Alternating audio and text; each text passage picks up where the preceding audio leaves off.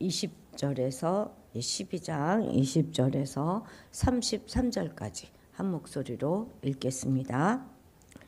명절에 예배하러 올라온 사람 중에 헬라인 몇이 있는데 그들이 갈릴리 벳세다 사람 빌립에게 가서 청하여 이르되 선생님이여 우리가 예수를 배우고자 하나이다 하니 빌립이 안드레에게 가서 말하고 안드레와 빌립이 예수께 가서 여쭈니 예수께서 대답하여 이르시되 인자가 영광을 얻을 때가 왔도다. 내가 진실로 진실로 너희에게 이르노니 한 알의 밀이 땅에 떨어져 죽지 아니하면 한 알 그대로 있고 죽으면 많은 열매를 맺느니라. 자기의 생명을 사랑하는 자는 잃어버릴 것이요 이 세상에서 자기의 생명을 미워하는 자는 영생하도록 보존하리라. 사람이 나를 섬기면 나를 따르라. 나 있는 곳에 나를 섬기는 자도 거기 있으리니 사람이 나를 섬기면 내 아버지께서 그를 귀히 여기시리라. 지금 내 마음이 괴로우니 무슨 말을 하리요. 아버지여 나를 구원하여 이때를 면하게 하여 주옵소서. 그러나 내가 이를 위하여 이때에 왔나이다.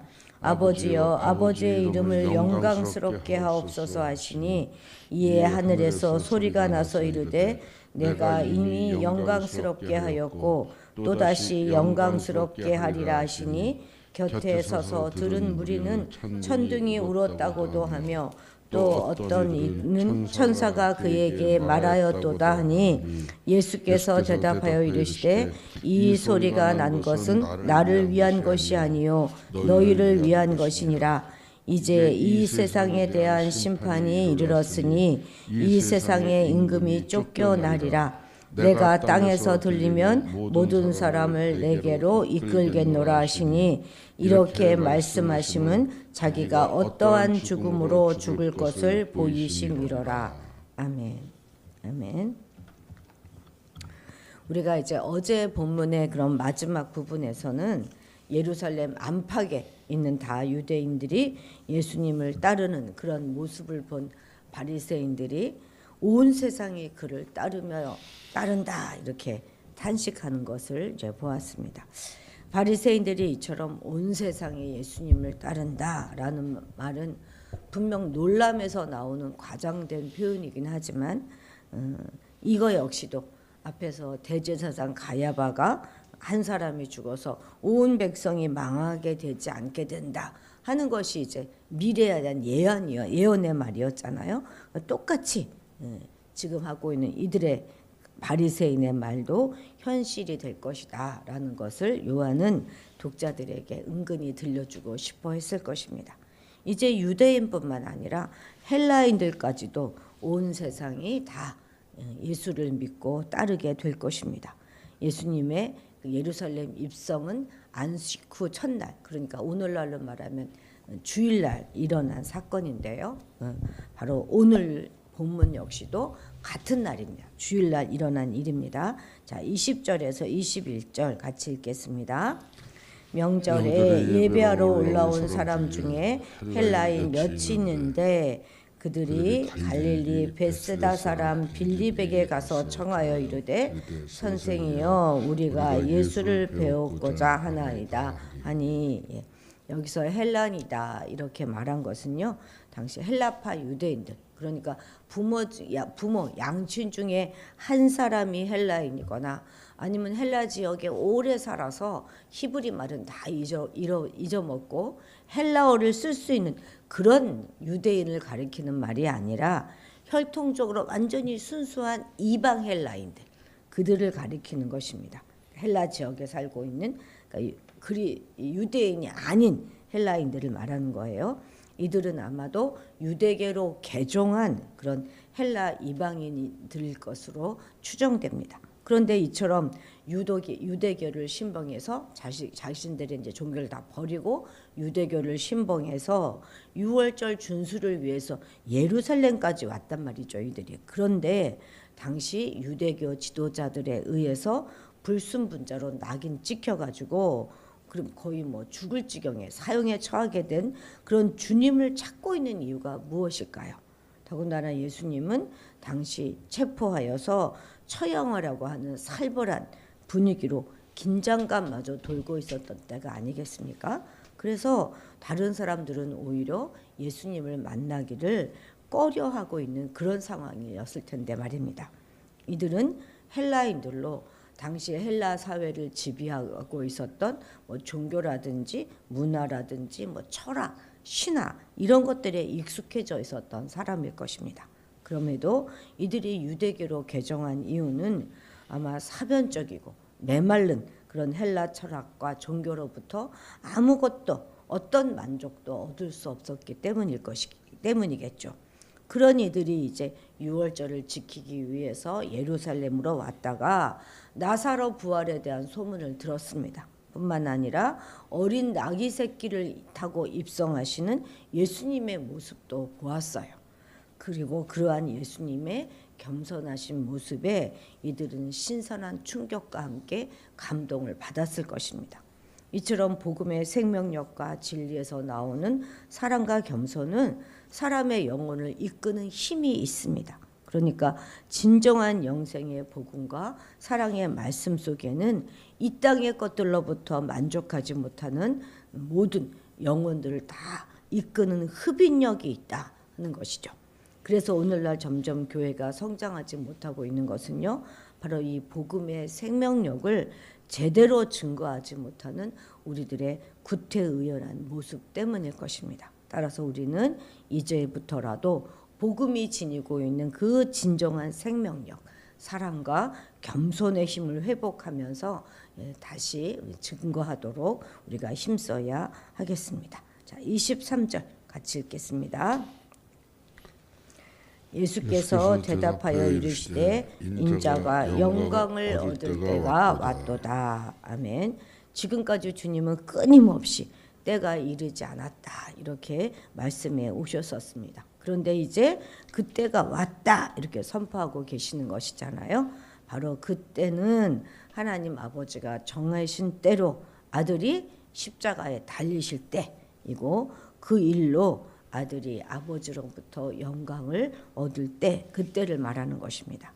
아버지의 뜻을 온전히 성취한 아들에게 아버지가 주시는 유일무이한 영광이죠. 그런데 그것은 반드시 십자가를 통해서야만 얻을 수 있는 것입니다. 그때는 보내신 분의 뜻을 이루고 보내신 분에게로 돌아가는 그때, 곧 죽음의 시간을 가리킵니다. 그러니까 영광과 죽음은 긴밀하게 연결되어 있는 것이죠.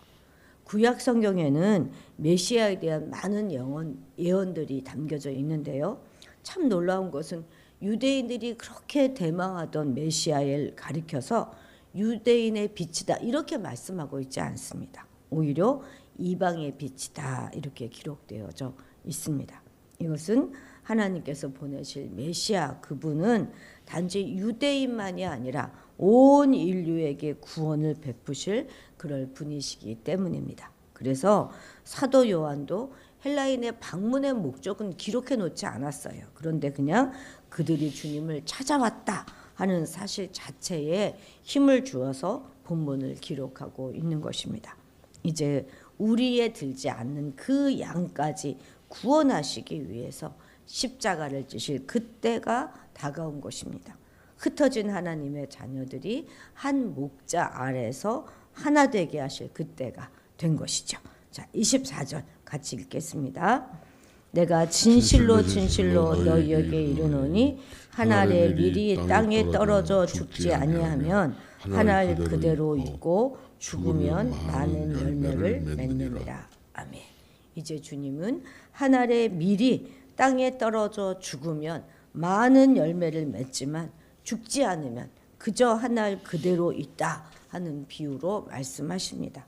씨는 땅에 뿌려져 심겨야 싹이 틔우지 않습니까? 그 과정을 예수는 생명을 잃어버리는 죽음에 비유하고 계시는 것이죠. 씨가 땅에 삼켜지듯이 생명이 사망에 삼켜지는 것이기 때문입니다. 이 말씀은 1차적으로 그리스도의 십자가를 두고 하신 말씀으로 자신의 죽음으로 인하여 얼마나 풍성한 구원이 이 땅에 이루어질 것인가 하는 것을 말씀하고 계시는 것입니다. 그러나 언제나 그러하듯이 주님의 말씀은 단지 주님 한 분에게만 국한되는 말씀이 아니라 그분을 따르는 모든 그리스도인들과 교회에 대해서도 동일하게 적용되어질 수 있는 것입니다. 그래서 우리는 이 말씀을 바로 우리 모든 성도들과 교회에 향하여 주시는 말씀으로 알면서 진지하게 새겨볼 필요가 있는 것이죠. 복음의 생명력을 본질로 하여서 지금까지 놀랍게 성장해 왔던 교회가 왜 이렇게 쇠퇴의 길을 걷게 되었습니까? 그것은 바로 많은 그리스도인들이 오늘 이 말씀과는 정반대로 살아왔기 때문입니다. 즉 그리스도인들이 각자 땅에 떨어져 죽지 않았기 때문이에요.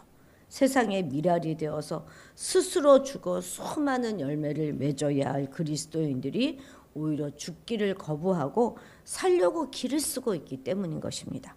교회 안팎에서 고개를 쳐들고 자신만 살아남으려고 발버둥 침으로써 복음은 그 생명을 잃어버렸어요. 그리고 교회 역시 성장을 멈추고 시들어가게 된 것입니다. 여러분, 성도들이 땅에 떨어져 미랄이 되어서 땅에 떨어져 죽는다 하는 이 말은 도대체 무슨 의미입니까? 바로 세상과 육신에 속한 우리의 욕심, 정욕 이런 것들은 다 십자가에 못 박고 평화와 겸손, 희생이라고 하는 성령의 열매를 풍성히 맺는 것, 그것을 가리키는 것입니다. 자기를 버리고 그리스도로 성령으로 옷 입는 것을 말하는 것이죠. 저희 신학교를 설립하신 설립자 강태국 박사님의 호가 바로 이 일립입니다. 일립. 한 알의 미랄을 이제 한자로 기록한 것이 일립입니다. 그래서 학교에 들어가면 커다란 이게 바위에 일립이라고 이렇게 크게 적혀져 있죠. 근데 참 바로 이 미랄 정신 이것이야말로 우리 기독교인들이 가져야 될 가장 기본적인 삶의 태도입니다.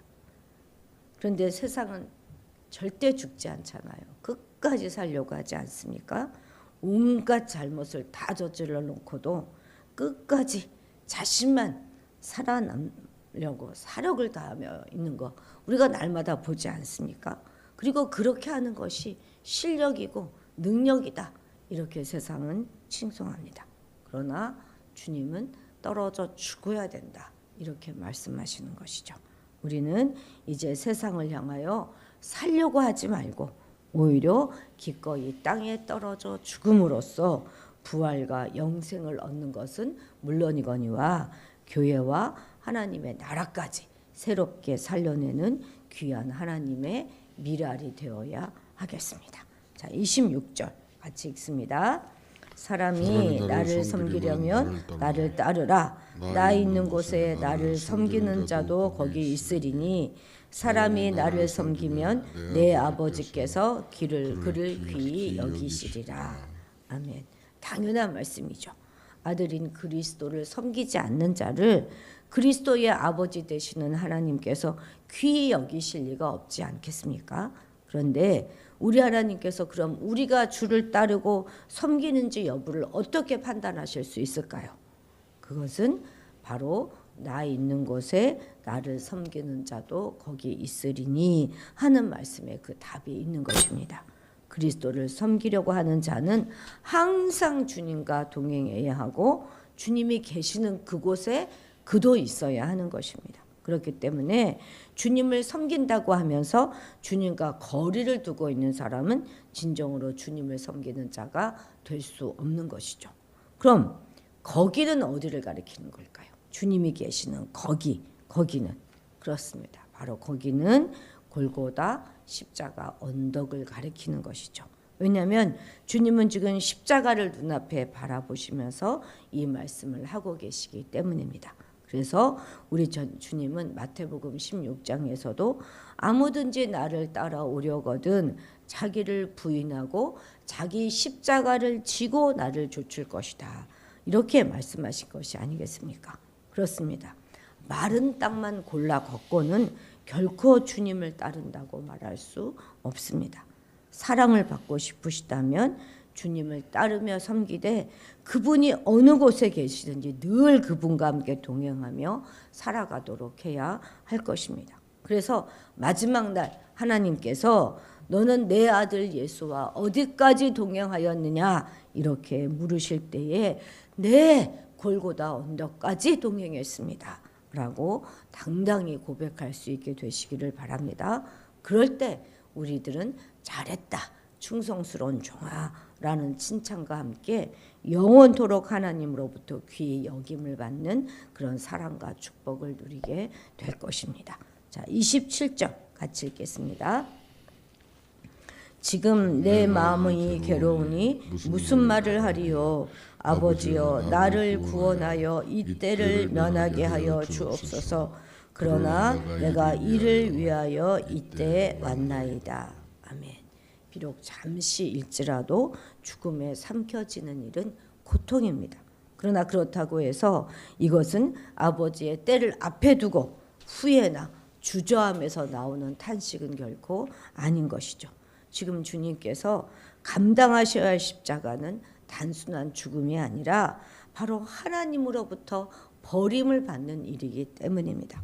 주님은 누구보다도 하나님과 친밀한 교제를 나누시며 하늘의 영광을 누리셨던 그런 분이셨기 때문에 또한 하나님으로부터 버림을 받는다는 것이 얼마나 무섭고 두려운 일인지 잘 아셨기에 이처럼 마음의 동요를 느끼시고 슬퍼하셨던 것이죠.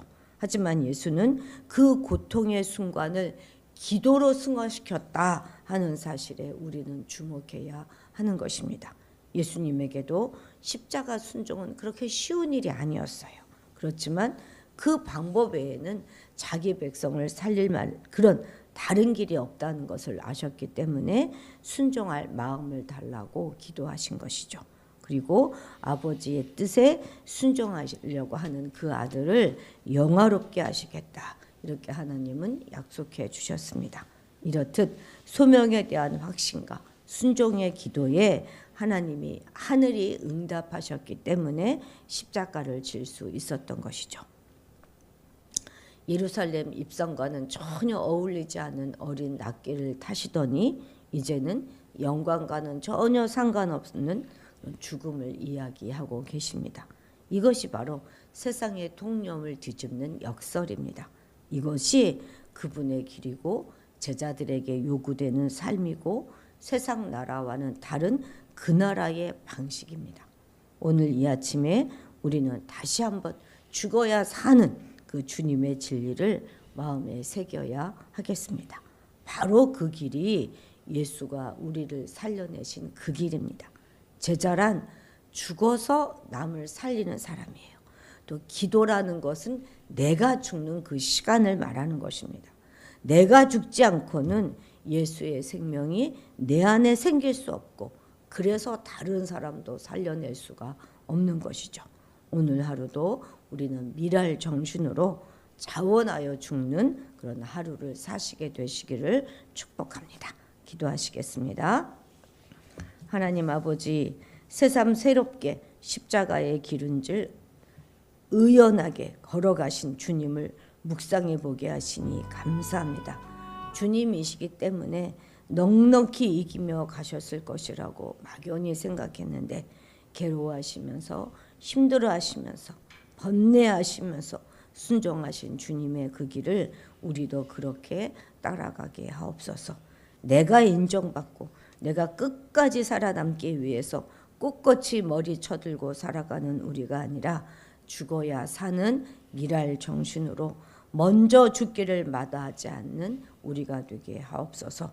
주님의 모습을 본받아 늘 새로운 믿음의 결단을 내림으로써 나를 던져 세상을 구원하는 천국의 미랄들이 되도록 우리 모두를 축복하여 주옵소서. 감사드리며 예수님의 이름으로 기도드렸습니다. 아멘. 아멘. 오늘